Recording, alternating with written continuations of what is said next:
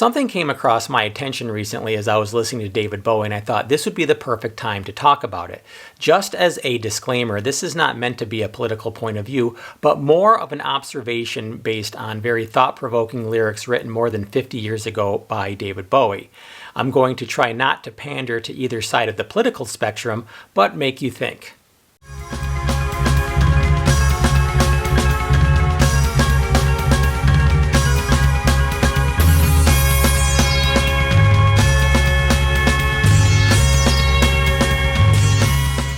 The song I'm referring to is Saviour Machine from David Bowie's 1970 album The Man Who Sold the World.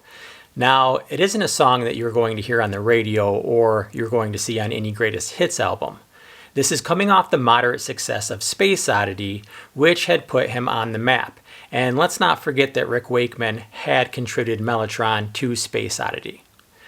But during the time of The Man Who Sold the World, Bowie had claimed the world is doomed and we're not capable of making it better, a theme felt throughout the album. First of all, what makes this progressive rock? Well, Bowie may not have always been considered prog, but he was always on the fringes of prog and had certainly pushed music forward as he evolved on every subsequent album. The Moog synthesizer was also featured on the song, an instrument that is closely associated with prog and something I have explored in previous episodes. What makes this song provocative is the science fiction imagery in the lyrics, certainly sci-fi for the time, but has become much more prevalent and real today. Okay, time to analyze the lyrics. My interpretations may not be what David intended at the time, but more of how it mirrors today's circumstances. Let's begin. The song starts off with the lyrics, "President Joe once had a dream." How prophetic, since we all know who the current president of the United States is. The song continues. The world held his hand, gave their pledge. The world holding his hand could be a metaphor for being with him. Others may think his hand may need to be held for assistance. I will let you decide that. What really blows my mind is the next couple of lines. So he told him his scheme for a Saviour Machine. They called it the prayer, its answer was law. Its logic stopped war, gave them food. To me, the Saviour Machine, or the prayer, as it is called, resembles AI, which is all over the news as of late. Continuing on, how they adored till it cried in its boredom. So the AI solves the world's problems, and now it is bored. How will it entertain itself? Let's find out. Please don't believe in me. Please disagree with me.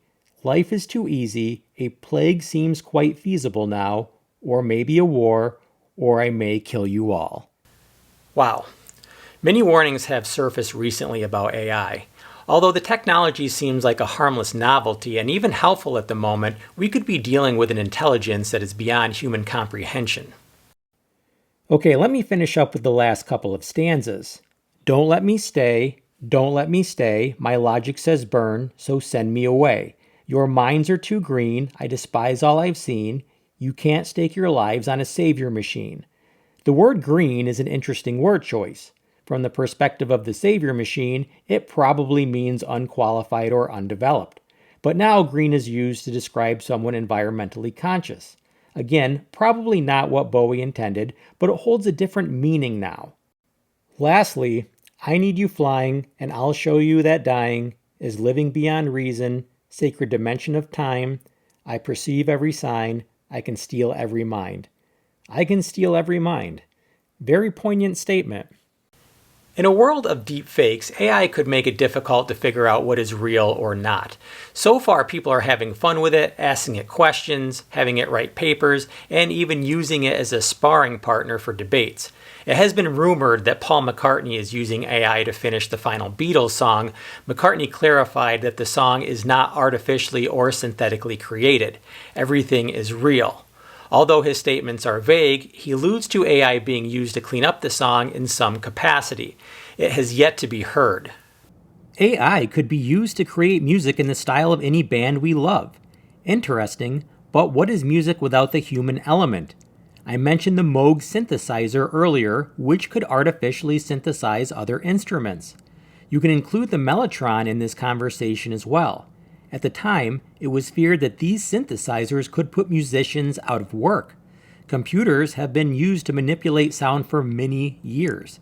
Is AI the next logical progression in music, entertainment, political decisions, all decisions? Time will tell, or perhaps it has already been decided. Carnival 9, third impression on Emerson, Lake and Palmer's 1973 album Brain Salad Surgery, describes a war between man and computer with lyrics written by Pete Sinfield, who had previously worked with computers. The song ends with the haunting words of the computer saying, "I'm perfect for you." Nope. I am definitely not an expert on AI, but I do know two things.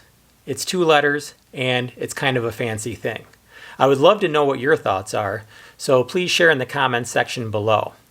Don't forget to like and subscribe. Thank you for watching, and I'll see you next time.